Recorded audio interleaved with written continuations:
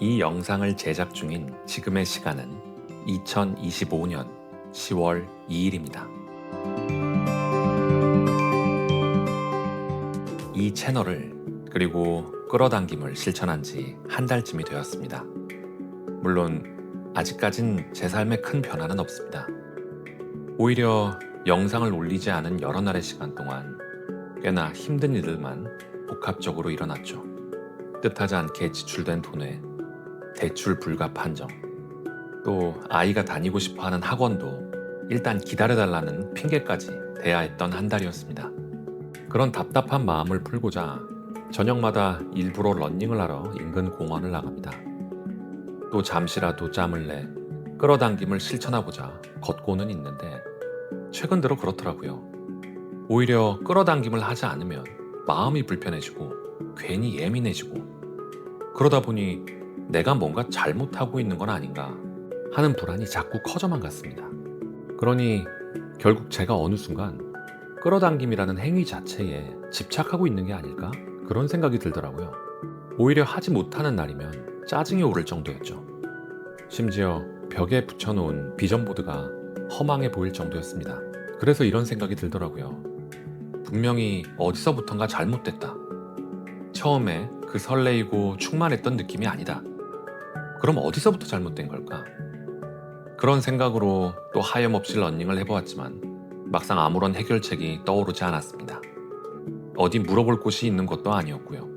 그러다 우연히 인터넷을 통해서 가명 김수현 씨라는 분의 이야기를 접하게 되었습니다. 김수현 씨는 30 중반의 직장인이었고 몇 년 전 사업 실패로 인해 큰 빚을 지게 되었다고 합니다.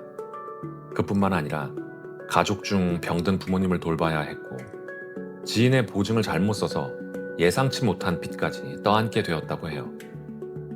생활비를 마련하는 것조차 버거운 상황에서 그는 매일 불안과 초조 속에 살았고 내일은 또 어떻게 살아야 하나 그런 생각에 잠을 제대로 이루지 못했다고 합니다. 그는 끌어당김이란 자체를 몰랐다고 해요. 마냥 돈이 너무 필요하다, 상황이 좋아지게 해달라, 매일같이 기도만 할 뿐 현실은 변하지 않았고 오히려 불안만 커져갔다고 합니다. 그러다 어느 날 삶이 너무 힘들고 모든 걸 내려놓고 싶은 심정으로 홀로 산을 찾았다고 합니다. 정말 모든 걸 버리고 싶었다고 해요. 그렇게 산 정상에 올라서 멍하니 도심의 야경을 바라보는데 그 순간 설명할 수 없는 편안함이 마음 깊숙이 몰려왔다고 해요. 그러면서 이유도 없이 눈물이 흘렀다고 합니다.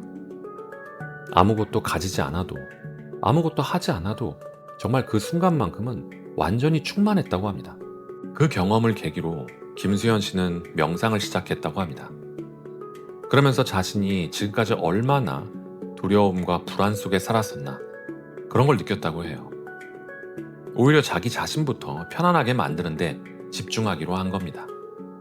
물론 현실은 그대로였지만 그는 매일 아침 10분씩 호흡에 집중하며 숨을 쉴 수 있다는 것만으로도 충분하다, 그런 마음을 반복했다고 합니다. 그 과정에서 그는 우연히 여러 글과 영상을 접하게 되었고 그때 처음으로 끌어당김 법칙이라는 개념을 알게 되었답니다. 명상을 하며 자신이 느끼는 평온한 감정이 곧 끌어당김에서 말하는 이미 이루어진 상태의 감정과 비슷하다는 걸 깨닫게 된 거죠. 그래서 그는 자연스럽게 끌어당김을 실천하기 시작했습니다. 원하는 삶을 구체적으로 그려보고 이미 그것을 얻은 듯 그런 감정을 느끼려 했었습니다. 하지만 동시에 혼돈도 찾아왔다고 해요. 이 부분이 바로 제가 지금 고민한 지점과 같은 부분이었습니다. 끌어당김과 놓아버림. 그 두 가지 길 사이에서 갈피를 잡지 못하게 되었던 거죠. 저도 사실 이 부분이 어렵고 이해하기 힘든 지점이었습니다. 놓아버려야 편안해지는데 동시에 이미 이루어진 것처럼 상상하라니 이건 모순 아닌가? 그런 생각 말이죠.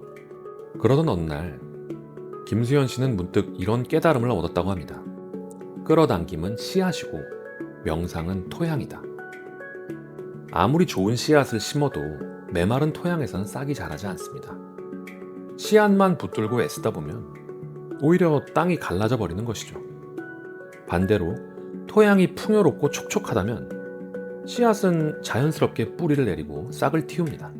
그에게 끌어당김은 바라는 삶을 그려내는 씨앗이었고, 명상은 그리고 놓아버림은 그 씨앗이 자라날 수 있는 편안하고 고요한 토양이었습니다.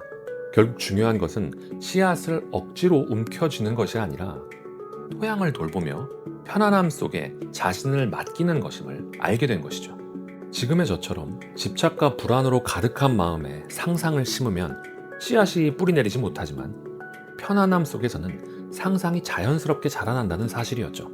그때부터 김수현 씨는 끌어당김과 놓아버림이 서로 다른 게 아니라 함께 작동하는 두 축임을 깨닫게 되었던 겁니다.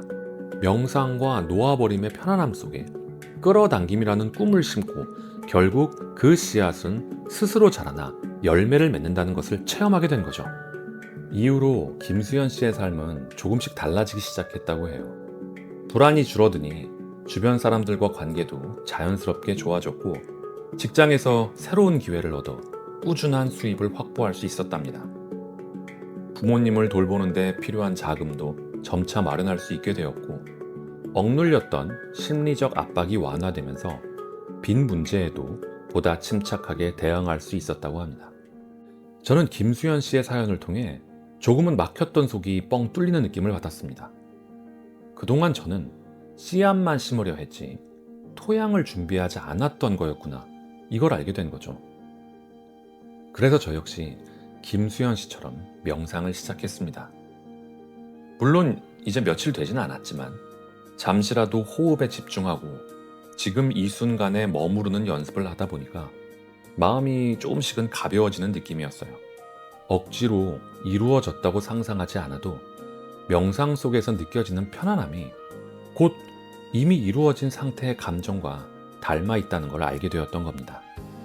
그렇기에 김수현 씨가 마지막으로 그런 말을 하더라고요. 당신이 끌어당김을 잘하고 있다는 증거는 바로 편안함이다.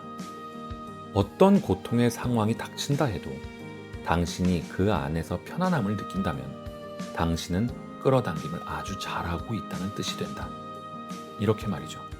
결국 끌어당김의 핵심은 억지로 현실을 바꾸려는 것이 아니라 지금 이 순간의 편안함 속에서 이미 이루어진 것처럼 살아보는 것이라는 그 사실을 깨달았습니다.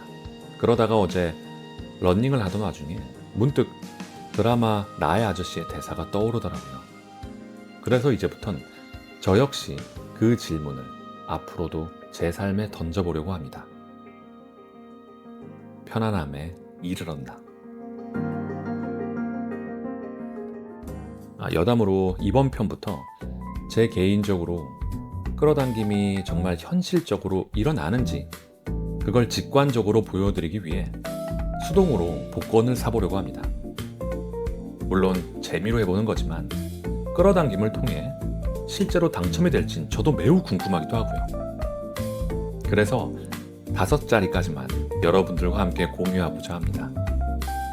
이번에 제가 선택한 번호는 4, 12, 17, 36, 42입니다. 토요일까지 또 끌어당김을 실천하며 신나게 기다려보도록 하겠습니다.